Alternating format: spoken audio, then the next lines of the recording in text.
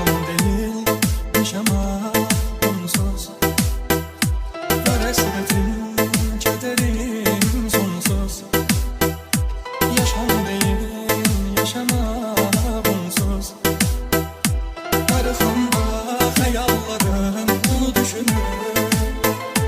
Onda uzak mesafeler ise görünür. Gözümde canlanır yine hadireler, onun için ağladım geçen her geceler. Özledim her gün her gece belki gelir. Benimle diye sen aradasın, ben aradayım. Uzaklardasan, uzaklardasan, dırlardasan, dırlardayım.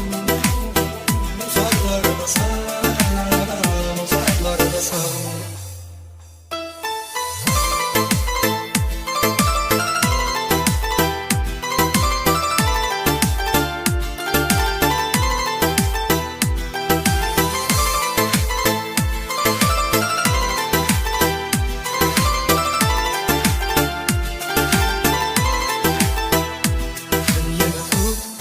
Üşüyen ellerimi Selibeye sal, dağınık ellerimi.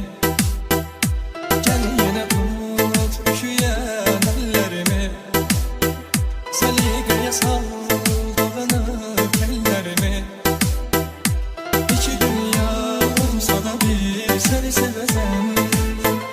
Ben her iki dünyada bir seni seveceğim.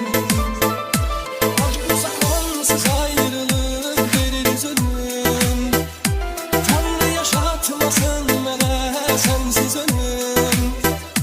Merhavadır hey ağlayam hey üzülüm, hey üzülüm. Sen aradasın, ben aradayım. Uzaklardasan, uzaklardasan, dırlardasan, uzaklardasan, uzaklardasan.